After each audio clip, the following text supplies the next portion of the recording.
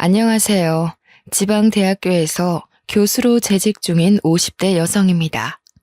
사람들이 말하길 결혼은 인생에서 가장 큰 축복이자 제일 큰 행사라고 하는데요. 저에게 결혼이란 축복이나 큰 행사가 아닌 시궁창보다 못한 지옥이었네요.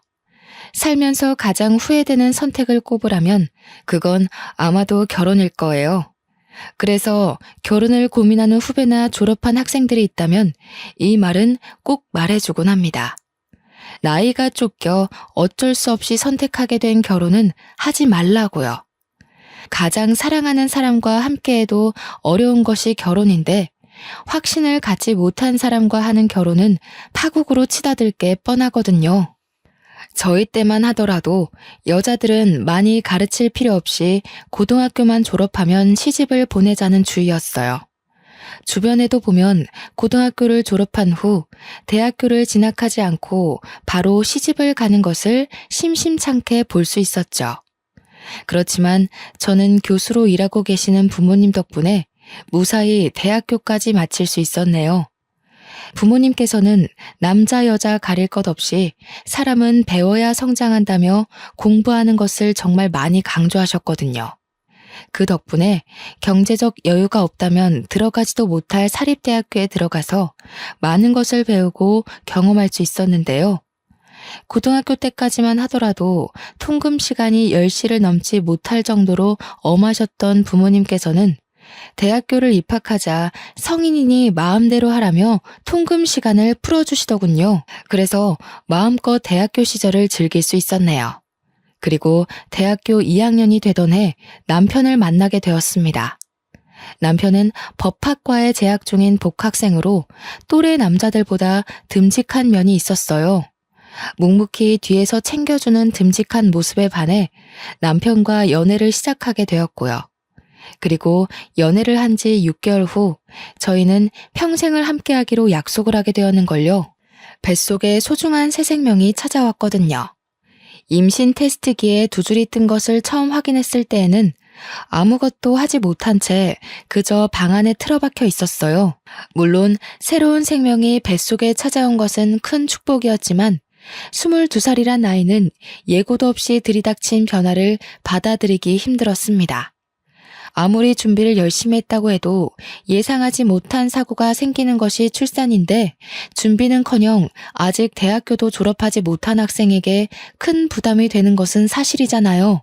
부모님에게 도움을 요청하려고도 해봤지만 도저히 입이 떨어지지 않았습니다.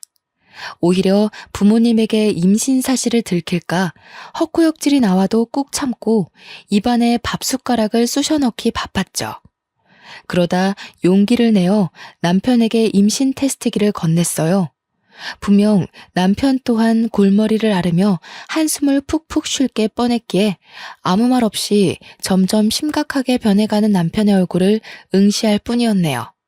그런데 남편은 전혀 예상하지 못했던 말을 했죠. 어차피 결혼을 한다면 저와 하려고 했는데 아이가 생겼으니 미리 하자고요. 깜짝 놀랐습니다. 아직 아무런 준비도 되지 않은 상태에서 결혼을 결심하다뇨. 머릿속에는 가진 것이 하나도 없는 우리 세 식구가 어떻게 살아갈 수 있을까라며 계산을 했지만 마음만큼은 그 어느 때보다 따뜻했어요. 어린 나이에 책임져야 할 새 생명이 찾아왔다는 것에 대해 두렵고 놀랄만도 한 거잖아요.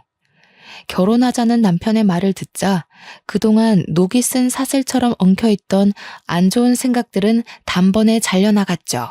진심이 담긴 남편의 말 또한 믿기로 했고요. 한편 하나밖에 없는 딸의 임신 소식을 접한 친정은 발칵 뒤집혔어요. 초음파 사진을 내밀자 어머니께서는 머리를 짚으시며 다시 소파에 주저앉기도 하셨죠. 아버지께서는 계속 한숨만 푹푹 쉬셨는데요. 남편은 그에 굴하지 않고 앞으로 저와 뱃속의 아이를 책임질 테니 믿고 맡겨달라고 하더군요.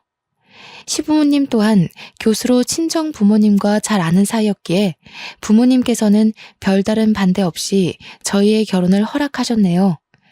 시부모님의 올곧은 성품과 남편의 착한 심성이 있었기에 가능한 일이었죠. 결혼 후 저희 부부는 친정 부모님 댁에서 시작을 하게 되었어요. 저희가 나가서 따로 살 돈이 없는 것도 맞는 이유였지만 그보다는 사법고시를 앞둔 남편을 배려하는 차원에서 결심한 일이었죠. 임신을 한다는 것은 생각보다 더 어려운 일이었어요. 뱃속에 새로운 생명이 집을 짓고 산다는 것도 감당할 수 없을 정도로 벅찬 일인데 집안에 틀어박혀 있자니 여간 곤욕이 아니었죠. 남편이라도 곁에 붙어 있었으면 나았을지도 몰랐겠지만 남편은 사법고시 준비로 인해 아침 일찍 나가 잠잘 때가 되어서야 얼굴을 맞댈 수 있게 외로움은 점점 더 커져만 갔어요. 친구들이라도 보면 괜찮을 수도 있었겠지만 동기들은 취업을 하기 위해 공부를 하기 바빴고 더군다나 저는 임신의 휴학까지에 동기들 얼굴 보는 것은 바닥에 떨어진 먼지를 찾는 것보다 더 힘든 일이 되었죠. 공부로 힘들어하는 남편을 볼 때면 뭐라도 해주고 싶었지만 몸이 무거워지니 그마저도 쉽지 않았습니다. 그래서 어머니가 저를 대신해 남편의 아침상을 차려주시며 못난 딸을 대신해 많은 노력을 해주었죠. 일찍 출근을 하시는 날이면 남편 음식만 따로 차리는 가정부를 불러 남편의 식사를 따로 챙겨줄 정도였으니까요. 그러던 중 남편의 밥상을 책임지던 가정부 아주머니께서 개인 사정으로 인해 일을 그만두셨는데요. 가족의 건강과 관련된 일이라 잡을 수도 없었죠. 어머니께서는 한숨을 푹푹 내쉬셨어요. 음식 솜씨도 야무지고 집안 살림도 자기 집처럼 깔끔하게 하는 사람을 어디서 또 구하냐면서요. 하지만 어머니의 걱정과는 달리 가정부는 빠른 시일 내에 구해졌습니다.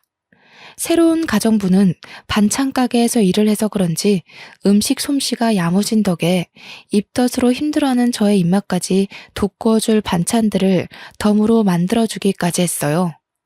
한 달이 흐른 뒤였습니다.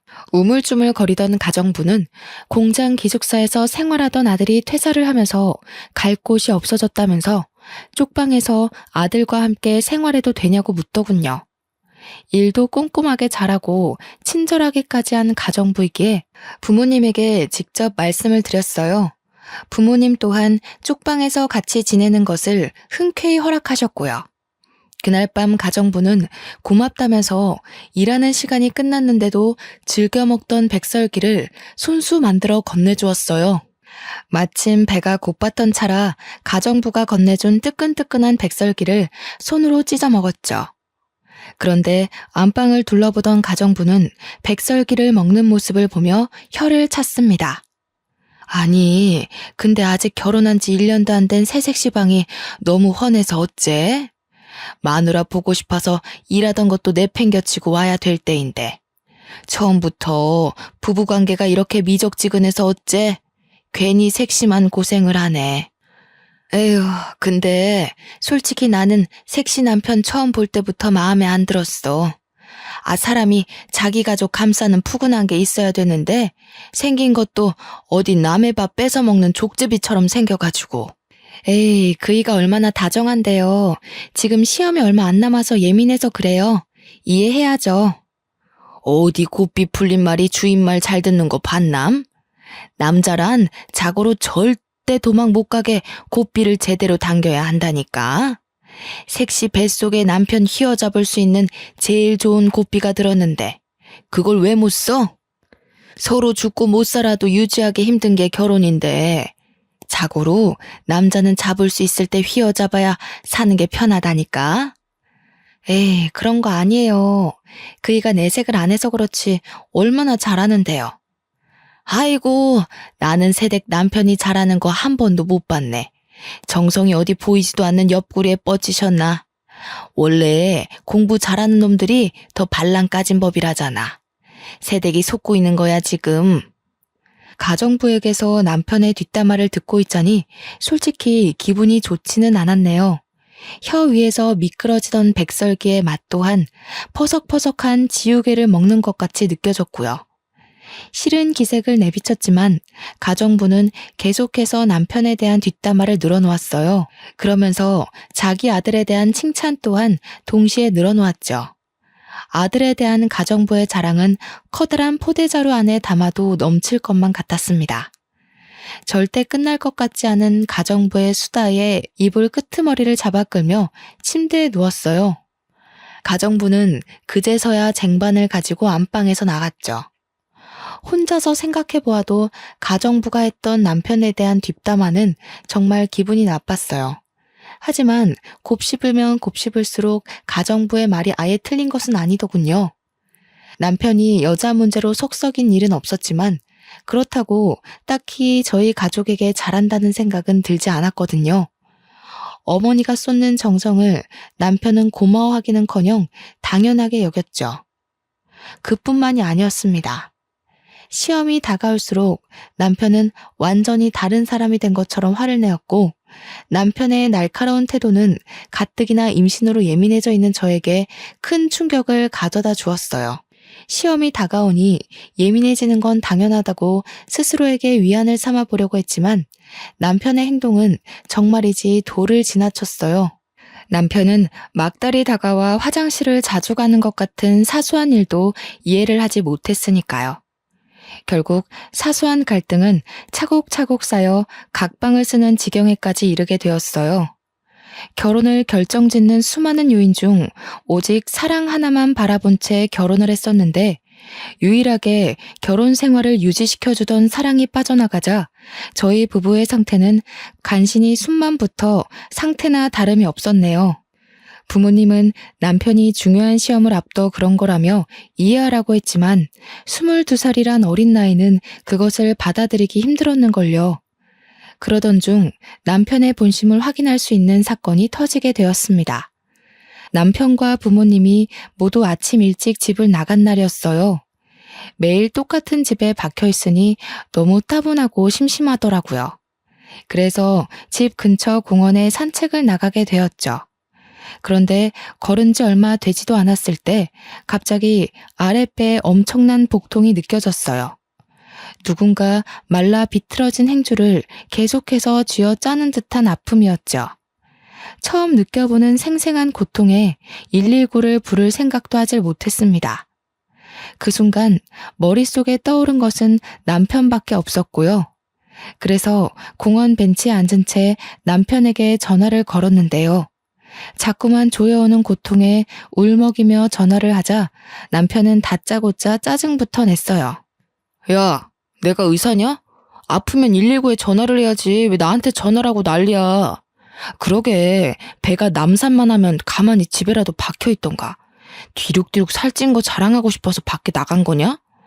잔말 말고 나 바쁘니까 119 전화해서 응급실 가던 아니면 집에 들어가던 알아서 해. 앞으로 이런 일로 전화하지도 말고.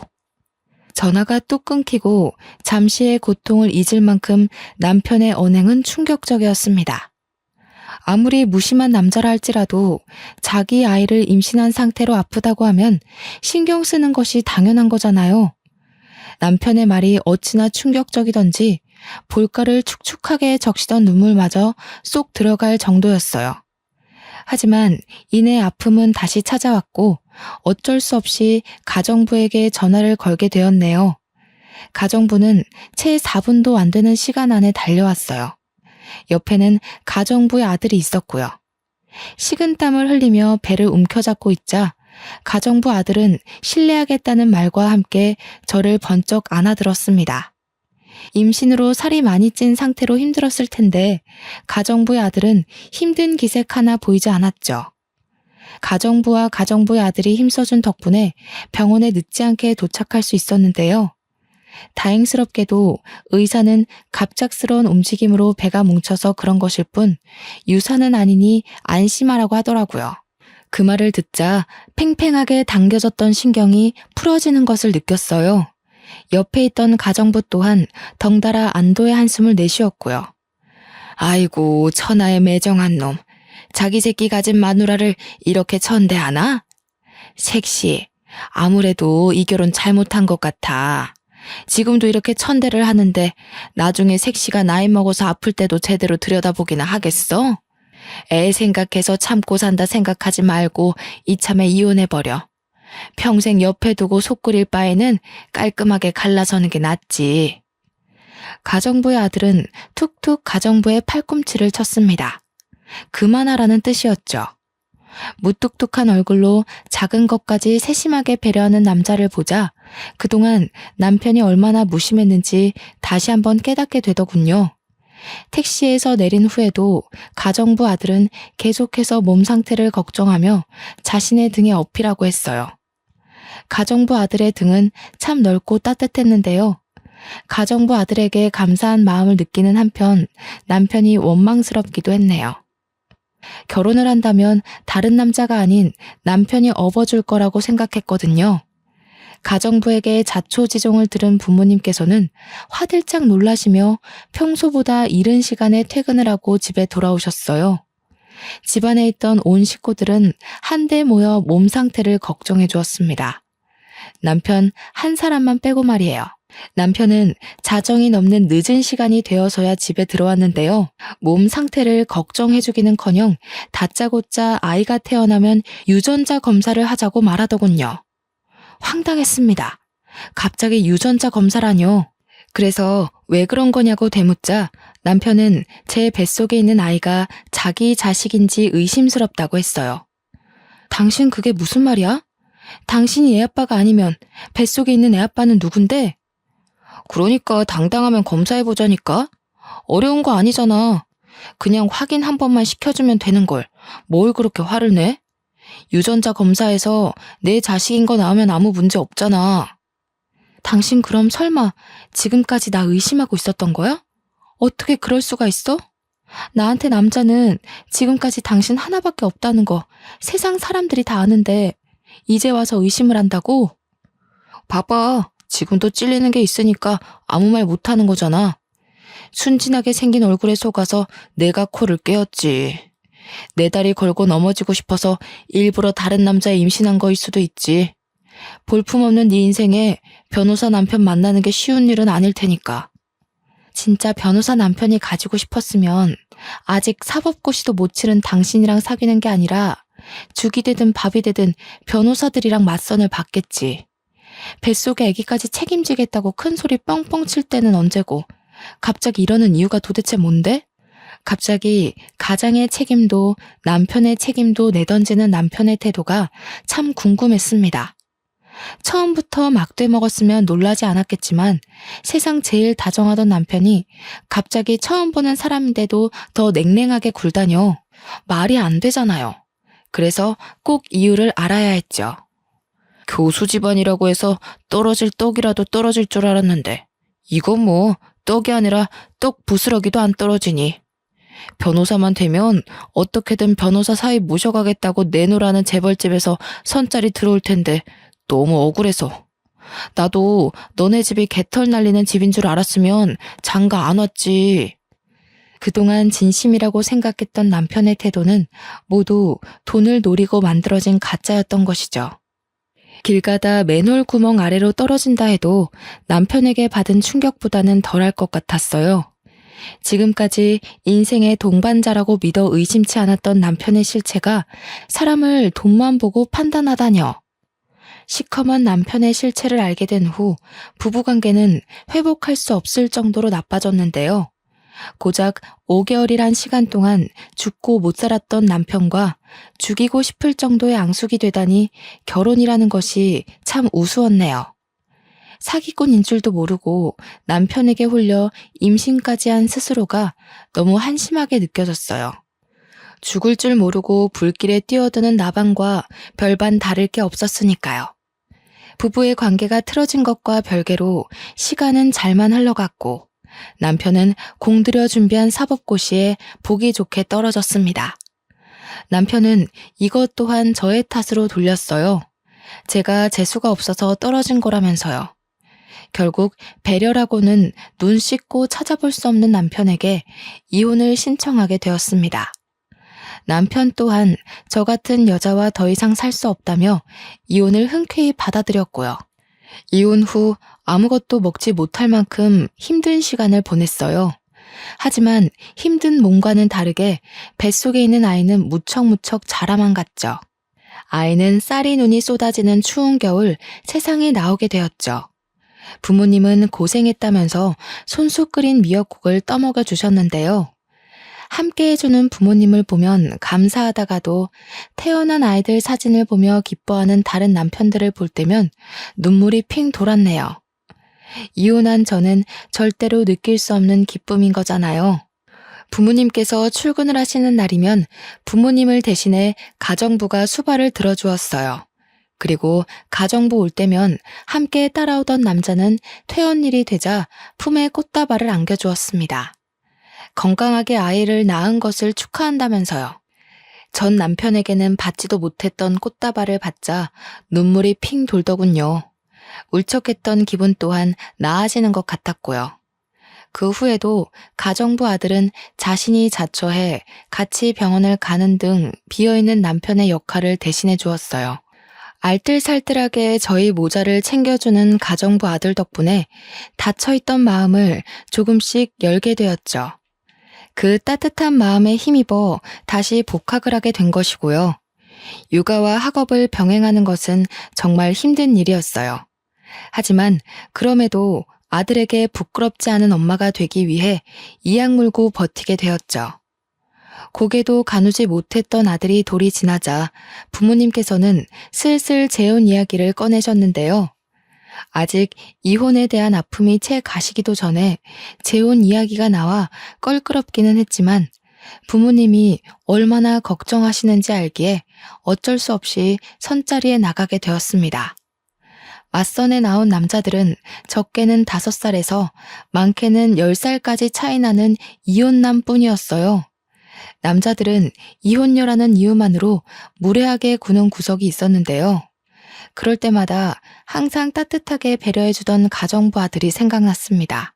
가정부의 아들이라면 색안경을 끼고 무례하게 구는 남자들과 다르게 좋은 남편이자 좋은 아빠가 되어줄 것 같았거든요. 하지만 가정부 아들에 대한 마음을 쉽게 드러내지는 못했어요. 아직 젊고 창창한 사람에게 괜히 짐을 지어주기 싫었는걸요. 혼자서 끙끙 앓고 있을 때 기적 같은 일이 일어났습니다. 가정부 아들이 먼저 마음을 고백해준 것이었어요. 가정부 아들은 많이 부족한 것은 알지만 좋은 아빠, 좋은 남편이 될 테니 자신에게 한 번만 기회를 달라고 하더군요. 다른 건 볼 필요도 없었어요. 그 진실된 마음 하나면 좋겠거든요. 가정부 아들은 밤낮이 뒤죽박죽인 교대 근무를 해 몸이 고단할 텐데도 항상 피곤한 기색 없이 잘해주려 노력을 했습니다. 아들에게도 다정하게 대해주었고요. 그래서 대학원에 진학했을 때 부모님께 가정부 아들과 재혼을 하겠다고 밝히게 되었네요. 부모님과 가정부의 반응은 불과 물처럼 극명하게 나뉘었어요. 가정부는 껍질을 벗기고 있던 마늘을 천장 위로 던지며 기뻐했고 부모님께서는 가슴을 내려치시며 답답해하셨죠. 그렇게 당해놓고도 정신을 못 차려. 어디 만날 남자가 없어서 하필 골라도 가정부집 아들이야. 전 남편한테 호되게 당해놓고도 아직 철이 안 들었어. 저 자식이랑 정 결혼하고 싶으면 우리랑 영 끊고 호연이도 놓고 맨몸으로 나가서 살아라. 듣자 하니 기분이 썩 좋지는 않네요. 사장님께서는 얼마나 자식 농사를 잘 지으셨길래 저희 아들한테 타박을 하시는 거예요? 제가 아무리 남의 집에서 식모살이 하면서 힘들게 산다고 해도 우리 아들 애 딸린 이혼녀한테 시집 보낼 만큼 머리 빈 짓은 안 하거든요.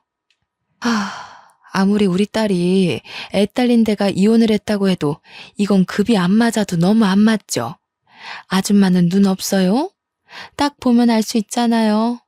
서울에서 내놓으라는 대학원 나와 몇 년 있으면 대학 교수 될 사람이랑 밤낮 없이 자동차 공장에서 일하는 아줌마네 아들이랑은 당연히 차이가 있죠. 앓는 소리 하면서 하도 봐달라고 해서 아들까지 집에 들어오게 해줬더니 아줌마는 도대체 아들 단속을 어떻게 한 거예요? 얼마나 우리를 물러봤으면 주제 파악도 못하고 주인집 딸한테 찍적거리냐고요. 됐어. 당신은 상대도 하지 마. 경우 없는 집안이랑 엮이는 건 한 번이면 족하지. 일할 가정부는 많아. 쫓아내고 다시 들이면 그만이야. 아이고, 누가 겁낸 줄 알고? 나도 우리 아들 천대하는 이런 집구석에서는 일 못하지. 나가도 내 발로 나갈 거니까 털끝 하나 건드리지 마요. 참나, 자기들은 얼마나 잘났길래 남의 집 살이 좀 한다고 무시나 해대고. 마음씨를 그렇게 거지같이 쓰니까 딸도 이상한 사람이랑 엮여서 이혼녀 딱지나 이마에 떡하니 붙이고 있는 거 아니에요. 양가 부모님의 반대로 결국 결혼은 무산되었어요. 그뿐만이 아니었습니다. 3년 넘게 저희 집에서 일하시던 가정부는 큰 모욕에 감정이 상한 듯 다짜고짜 쪽방으로 달려가 짐을 챙기기 시작했어요. 아버지께서는 몇십 년 전 끊었던 담배를 다시 피우셨고요. 또 한 번 부모님께 실망을 안겨드렸다는 죄책감과 그럼에도 사랑하는 사람과 다시 한번 살아보고 싶다는 마음이 충돌하여 머릿속은 복잡해졌네요. 어머니께서는 차라리 없는 자식 칠 테니 나가서 살라며 집에서 내쫓으려고까지 했는데요. 그때 다시 한번 느끼게 되었습니다. 부모님께서 아무리 반대한다고 해도 가정부 아들과 가정을 꾸리고 싶다고요. 그래서 부모님께서 정반대하신다면 부모 자식 간의 인연을 끊은 채 밖에서 살림을 차릴 생각까지 했네요. 정말 불효녀 같은 짓이었죠. 하지만 작은 변명을 하나 하자면 인생에서 다시는 없을 기회 같았어요. 가정부 아들을 놓친다면 평생을 혼자 살 것만 같았죠. 그런데 부모님의 반대는 의외의 곳에서 해결이 되었습니다. 바로 아들이었어요. 어른들이 난리를 피우는 사이 아들은 가정부 아들에게 달려가 아빠라고 부르며 안겼거든요. 자식 이기는 부모 없다고 아들이 아빠라 말하며 따르는 것을 보자 결국 저희의 결혼을 허락하셨는걸요. 남편은 돌아가신 시아버지가 남겨놓은 빚 때문에 저는 대학원을 졸업한 지 얼마 되지 않았기 때문에 서로가 돈이 없는 상태였어요. 지갑 사정을 뻔히 아시는 부모님께는 친정과 가까운 곳에 있는 아파트에 신혼집을 차려주라고 하셨는데요. 저희 부부는 친정 부모님의 지원을 한사코 거절했습니다.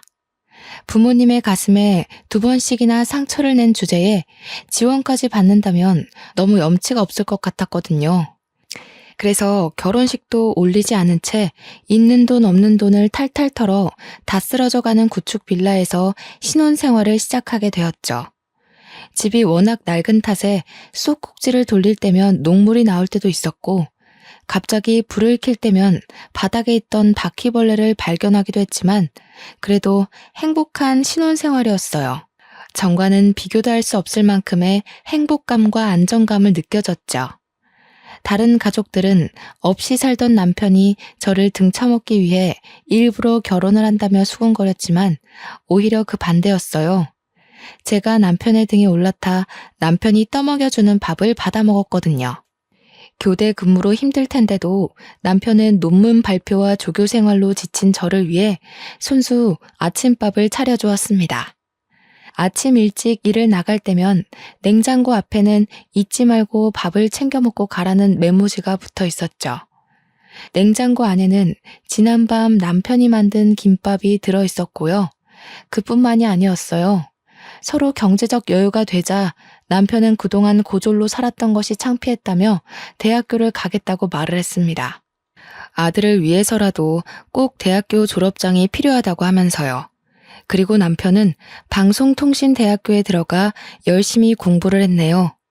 머리가 좋았던 덕에 남편은 우수한 성적으로 방송통신대학교를 졸업할 수 있었는데요. 졸업장을 딴 뒤에는 대기업 생산직 일을 그만두고 돌연 떡볶이 장사를 하겠다고 선언을 하더군요.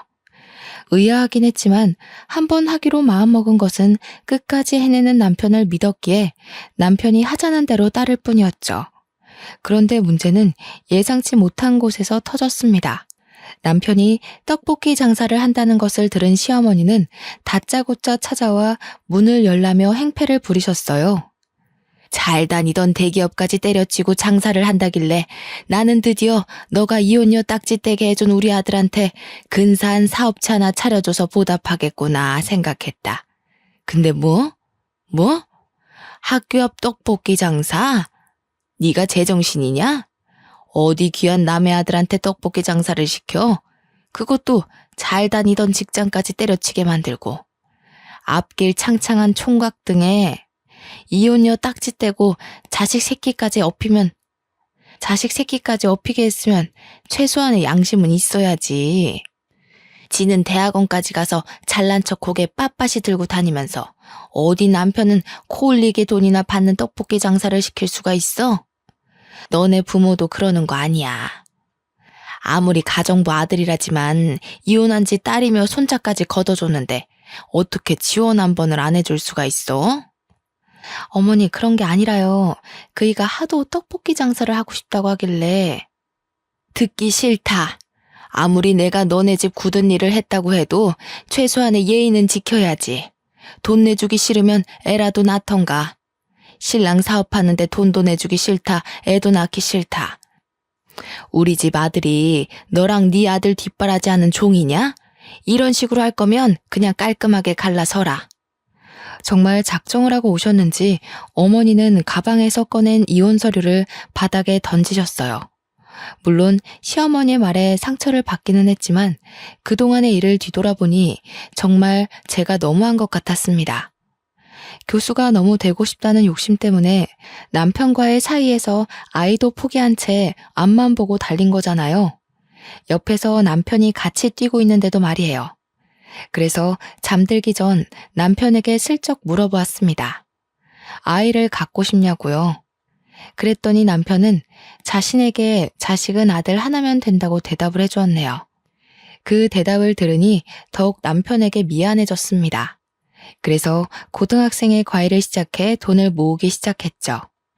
낮에는 대학원 조교로 밤에는 과외 선생으로 일을 하면서 정말 돈을 차곡차곡 모았어요.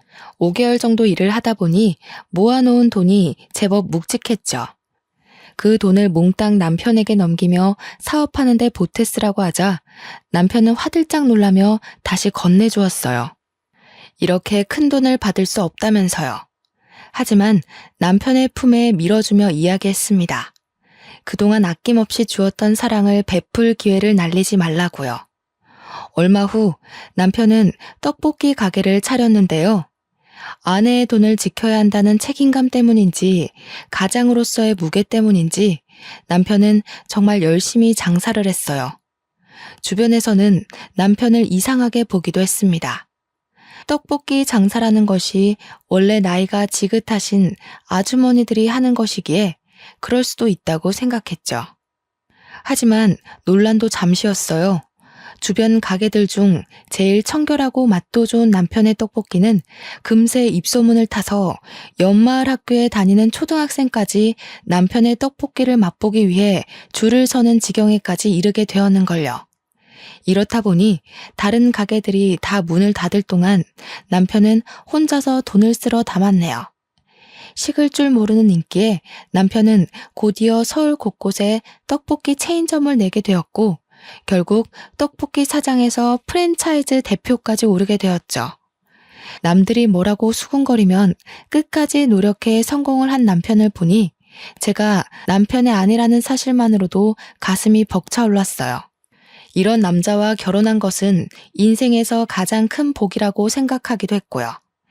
경제적으로 풍요로워지자 남편은 제일 먼저 매일 같이 타고 다니는 중고차를 값비싼 외제차로 바꿔주었어요. 낡고 오래된 경차는 위험하다면서요. 그리고 매일같이 바퀴벌레와 동거를 하던 저희는 50평이 넘는 으리으리한 아파트로 이사를 가게 되었네요. 남편을 껄끄럽게 생각하시던 부모님 또한 한결같이 진실된 태도를 유지하는 남편에게 크게 감동하기까지 했고요. 그러던 중 남편의 떡볶이 사업이 해외까지 진출을 하게 되었는데요.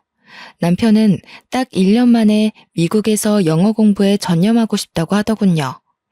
이유를 물으니 대표인 자신은 한마디도 못 알아들으면서 통역사에게만 의지해 사업을 하는 것이 너무 창피하다면서요. 저는 흔쾌히 남편의 뜻을 따랐습니다. 남편이 더 발전하고 싶다는데 반대할 이유는 없잖아요.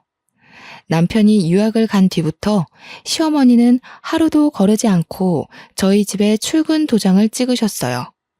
불쑥불쑥 나타나는 시어머니를 보자 남편이 왜 그렇게 시어머니에게 이사 간 곳을 알려주지 말라는지 알았죠. 그런데 집에 들이닥치는 시어머니를 보자 궁금한 것이 생겼습니다. 저와 아들 둘 다 시어머니에게 이사 간 곳도 집 비밀번호도 알려준 적이 없었거든요.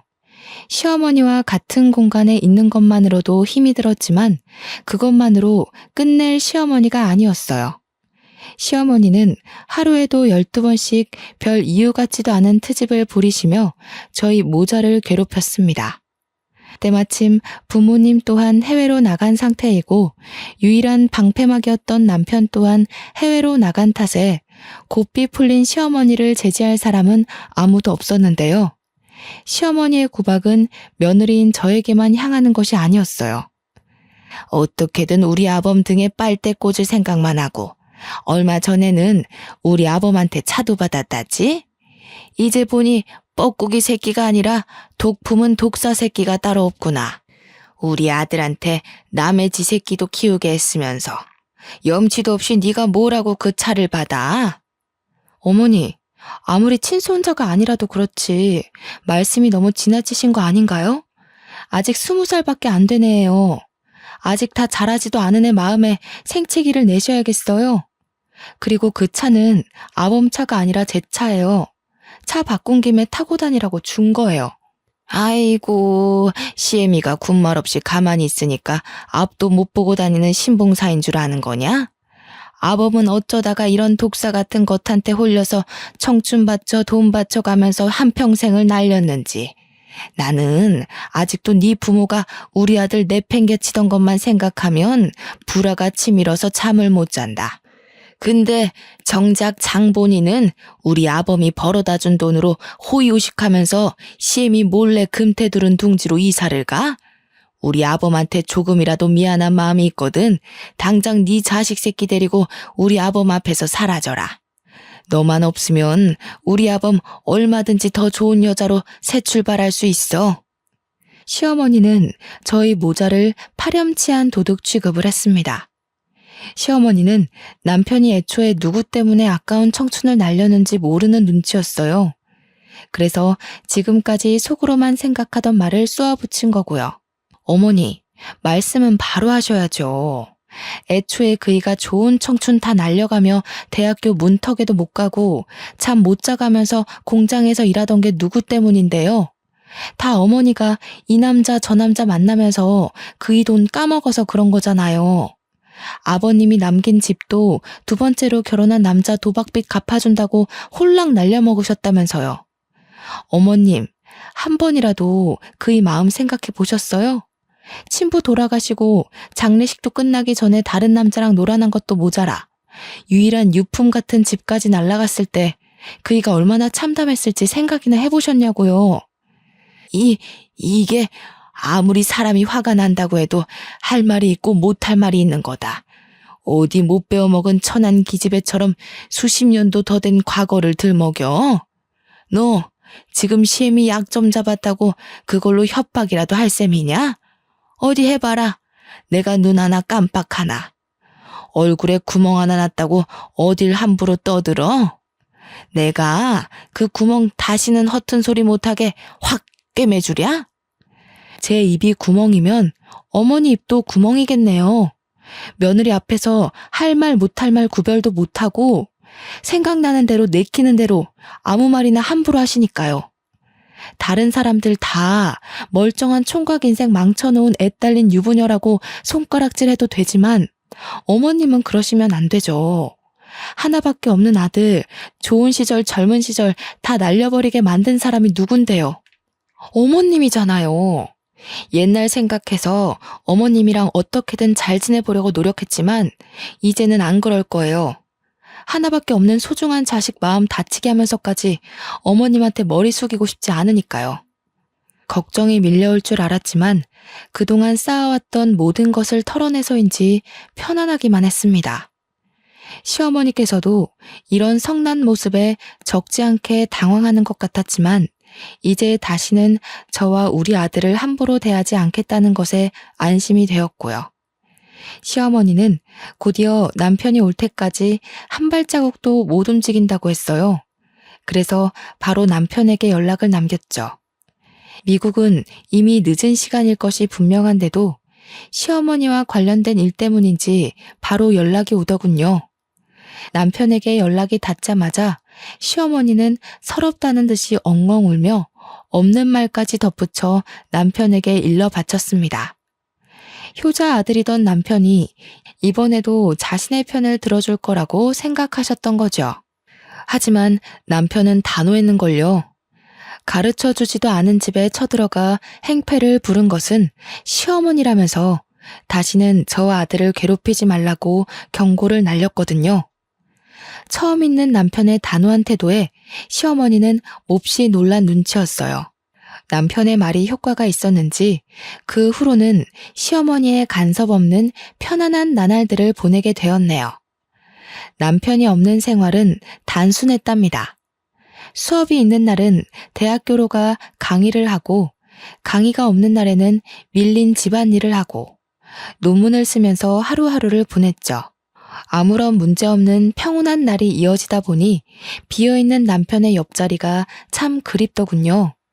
아직 1년이 채 안 되었지만 보고 싶으니 빨리 한국으로 돌아오라고 어리광을 부리고 싶을 정도로요. 하지만 그랬다가는 남편이 다시 한국에 돌아올 것을 알기에 혼자서만 꾹 참으며 보고 싶은 마음을 감춰왔네요. 그러던 중 뜻밖에도 시어머니에게서 먼저 연락이 왔습니다. 큰 싸움이 있고 2달 만의 만남이었어요.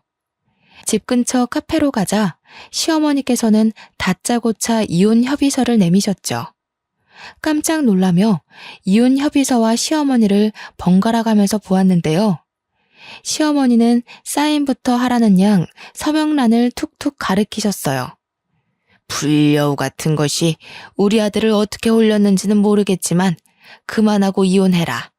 이 정도 뽑아먹었으면 됐지 뭘 더 바래?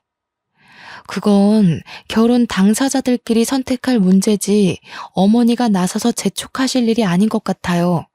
저희 부부 어머님 뜻대로 이혼할 일 없으니 이건 그냥 쓰레기통에 버리세요. 가방을 챙기는데 시어머니께서는 사진 한 장을 내시셨어요. 깜짝 놀랄 수밖에 없었습니다. 사진 속에는 딸뻘 정도 되어 보이는 젊은 여자와 남편이 와락 안고 있는 모습이 찍혀 있었거든요. 사진을 내민 시어머니께서는 뭐가 그리 기세가 등등한지 팔짱까지 끼며 이혼 서류에 도장을 찍으라는 듯 눈짓을 하시더라고요. 우리 아들 마음 떠난 지 오래인 것 같은데 이래도 이혼을 안 할 셈이냐? 괜히 어줍잖은 행동으로 쉰내 풍기지 말고 빨리 이혼해라. 아범도 아범이지만 마음 떠난 남자 껍데기 붙잡고 살아서 뭐 좋을 게 있겠니? 똑똑한 머리로 잘 생각할 거라 믿는다. 눈앞에 펼쳐진 사실을 믿을 수가 없었어요. 일평생 저만을 바라보던 남편이 갑자기 바람이라뇨. 이 순간 제일 미운 것은 제 자신이었습니다. 아닐 거라고 정말 굳건하게 믿고 있기는 했지만 마음 한구석에는 늙고 다른 남자 애까지 딸린 여자보다는 젊고 예쁜 여자가 좋을 수도 있겠다고 생각했거든요. 그래서 남편에게 직접 전화를 하기로 했어요. 당사자한테 물어보는 게 제일 빠르잖아요. 점점 급해지는 마음과는 다르게 남편은 자꾸만 전화를 받지 않았어요. 남편의 연락 두절에 마음은 점점 불안해지기 시작했죠. 그러던 중 모르는 번호로 전화가 왔는데요. 당연히 남편일 거라고 생각을 하고 전화를 받았습니다. 하지만 전화의 주인은 남편이 아닌 남편의 내연녀이더라고요. 내연녀는 남편이 자신과 새 출발을 할 수 있게 이혼하라고 협박조로 말을 했죠. 만약 남편이 진짜 바람을 피워 상간녀와 만나게 된다면 흥분에 날뛸 거라고 생각했는데 실상은 그게 아니었어요. 화조차 나질 않았네요. 힘들 때 옆을 지켜주던 남편의 바람은 용서할 수 있었지만 잘 살고 있는 남의 가정을 파탄낸 것도 모자라 새까맣게 타버린 속을 벅벅 긁는 상간녀를 도저히 참을 수 없었어요. 어떻게 해서든 상간녀에게 복수를 하기로 마음먹은 머리는 그 어느 때보다 냉정하게 돌아갔고요. 그래서 제일 유명하다는 이혼 전문 변호사를 찾아갔죠. 그런데 이혼 변호사를 만나는 순간 벼락이 떨어지는 충격이 온 몸을 덮쳐왔네요. 변호사는 바로 전 남편이었거든요. 수준 떨어지는 놈 만나서 지 딸뻘 되는 애랑 기싸움하는 당신이나 마누라 내비두고 바람피는 놈이나 아주 환상의 부부네. 전 남편은 저희 부부 사이를 비웃었는데요. 정말 쥐구멍이라도 있으면 숨고 싶다는 생각이 들었습니다. 가장 숨기고 싶고 창피한 일을 제일 들키고 싶지 않았던 사람에게 들킨 거잖아요. 그런데 놀라기도 전 남편은 이상한 말을 해오더군요. 제가 오기 전 시어머니가 미리 이혼 상담을 받으러 왔다고요. 온몸에 소름이 끼쳤어요. 아무도 모르게 저희 부부를 갈라놓을 궁리를 하고 있던 거잖아요. 상간녀 소송도 폐지된 마당에 너무 힘 빼지 말고 좋게 좋게 가자고. 기껏해야 어린애한테 몇백만 원밖에 못 뜯어낼 텐데. 아무리 바람핀 남편이 미워도 그렇지. 앞길 창창한 아가씨 인생을 망쳐서 되겠어? 그러지 말고 위자료 두둑하게 받을 수 있게 도와줄 테니까 깔끔하게 이혼해. 담례로 이혼하고 받은 위자료 반만 떼서 준다면 물불 안 가리고 열심히 힘써줄게. 시어머니도 소름이 끼쳤지만 아들에 대한 걱정은 눈꼽만큼도 없이 자기 사리사욕만 채우려는 전 남편을 보자 온몸에 소름이 돋더군요. 그래서 이혼 소송을 어떻게 되건 상간녀 소송이 어떻게 되던 사무실을 박차고 나왔죠. 상간녀와 시어머니에게서 계속 문자 폭탄이 와도 남편은 여전히 답이 없는 상태였어요. 이쯤 되니 짜증이 나기보다는 슬슬 걱정이 되기 시작했죠. 그래서 직접 남편을 찾아가기로 결심을 했죠. 하지만 남편을 찾고 싶다는 굴뚝 같은 마음과는 다르게 현실적인 조건은 참 마음을 따라주지 않았네요. 처리해야 할 일이 가득했거든요. 고민하고 있자 아들이 옆으로 와 자신이 직접 남편을 찾아오겠다고 하더군요. 자기가 먼저 나서는 아들을 보자 걱정이 되기도 했지만 한편으로는 고맙기도 했네요. 그래서 아들을 믿어보기로 결심했어요. 아들을 공항에 데려다주는 순간에는 걱정이 몰려오기도 했습니다. 사실이건 거짓이건 불미스러운 일로 아들을 다른 나에게 보내는 것이 마음에 걸렸고요. 남편을 찾기 위해 비행기에 올라탄 아들은 꼬박 3일 동안 연락이 되질 않았는데요. 혼자 떨어져 있는 72시간 동안 안 좋은 생각만 떠오르며 밥 한 술도 제대로 뜨지 못할 만큼 걱정이 많이 되더라고요. 아들은 집을 떠난 지 4일이 되어서야 연락이 왔어요. 남편과 함께 한국으로 간다는 짤막한 답장이었죠. 그렇지만 그 한 줄의 문자를 받는 순간 얼마나 안심이 되었는지 손발에 힘이 탁 풀렸습니다. 남편과 함께 귀국하겠다는 것은 해결책이 보인다는 이야기니까요. 공항에 미리 마중을 나가 있는 동안 머릿속은 참 복잡했어요. 남편을 만나면 상간녀에 대한 말을 먼저 꺼내야 할지 아니면 시어머니가 우리 부부 사이를 갈라놓기 위해 이혼 상담까지 받았던 걸 말해야 할지 고민이 많았거든요. 하지만 공항을 걸어 나오는 남편을 보는 순간 모든 말을 이을 수가 없었네요. 남편의 얼굴을 보는 순간 왈칵 눈물이 쏟아나올 뿐이었으니까요. 오열하는 모습을 보자 남편은 들고 있던 캐리어도 내던지고 한 걸음에 달려와 주었어요. 그리고는 어깨를 와라 끌어안아 주더군요. 남편의 품에서 저는 그저 어린아이처럼 목 놓아 울 뿐이었어요. 그렇게 한참을 울다 남편에게 물었죠. 아들과 저를 버리고 새파랗게 어린 상간녀와 바람 난 것이 맞냐고요. 감정적인 저와 다르게 남편은 차분하게 눈물을 닦아줄 뿐이었어요. 출국을 하는 동안 아들에게 전후 사정을 들은 것이 분명했죠. 남편은 주머니에 있던 핸드폰을 꺼내 사진 한 장을 보내주었는데요. 사진 속에는 시어머니가 말한 상간녀와 남편이 단란하게 모습이 찍혀 있더군요. 깜짝 놀라서 남편은 곧이어 말을 이었습니다. 상간녀는 무슨, 아무리 봐도 어머니가 또 수작을 부린 것 같네. 얘는 미국에서 유학하고 있는 조카 딸이야. 전혀 예상할 수 없었던 대답에 뒤로 넘어가고 말았죠. 알고 보니 남편이 유학길에 오른 곳 근처에는 미국에서 대학교를 다니고 있는 조카 딸이 살고 있었어요. 남편은 조카 딸에게 용돈을 주는 대신 생활비를 주고 있었던 것이고요. 모든 진실을 듣고 나자 언제 울었냐는 듯 두 눈에서는 눈물이 쏙 들어갔습니다. 그리고 조카 손녀까지 팔아먹으며 저희 부부를 이혼시키려고 한 시어머니를 도저히 용서할 수가 없었죠. 아무리 이혼녀 딱지가 붙은 며느리가 싫다고 해도 가까운 가족까지 건드리다뇨. 최소한의 예의를 아는 사람이라면 절대 하지 않을 행동인 거잖아요. 어두운 낯빛을 눈치챘는지 남편은 이 모든 일은 자신이 책임질 테니 아무 걱정하지 말라고 말했습니다. 그 말을 들으니 참 안심이 되더라고요. 그동안 왜 걱정했을까 의문을 가질 정도로 복잡하던 머릿속은 청소기를 돌린 것처럼 깨끗해졌죠. 남편이 한국에 들어온 후 시어머니에게서는 전화가 걸려왔어요. 받을까 말까 고민을 했지만 그래도 저희 부부를 이혼시키려던 진짜 이유를 알고 싶어 전화를 받기로 했습니다. 못된 것. 우리 아범을 어떻게 구워 삶았길래 낳아주고 키워준 애미한테 절연하자는 소리가 나와? 먼저 자작극 벌이면서 잘 살고 있는 저희 부부 이혼시키려고 한 건 어머니시잖아요.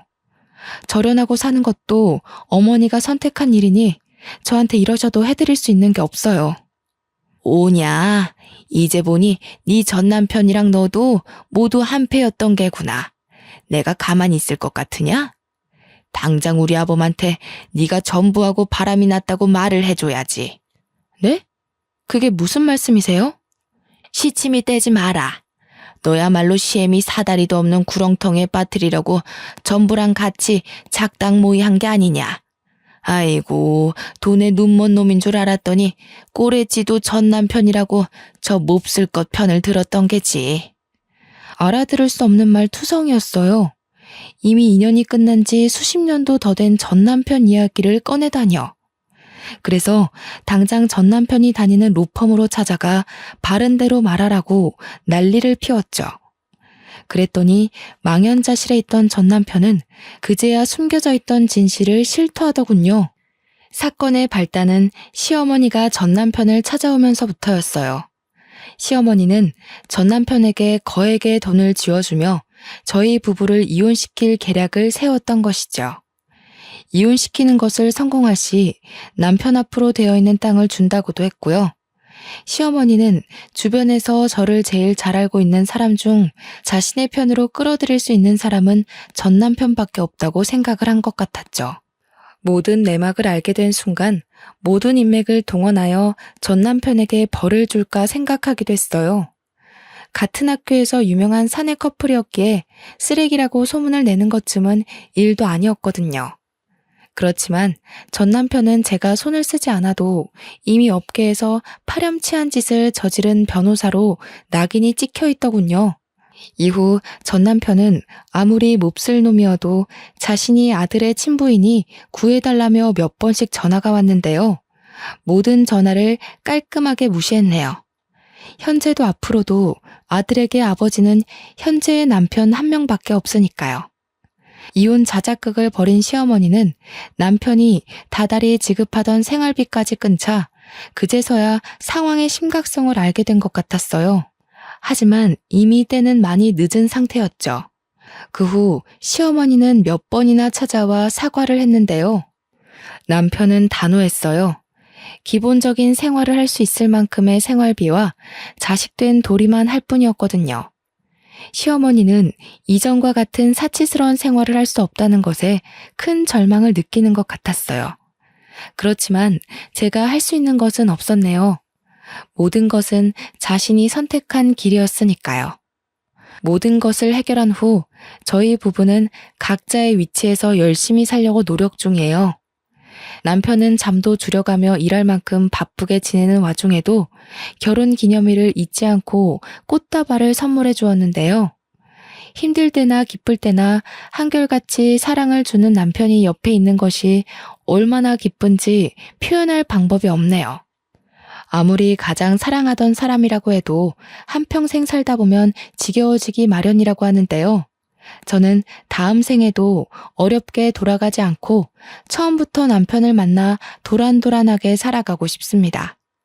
제 인생의 가장 큰 축복은 남편을 만난 것이니까요.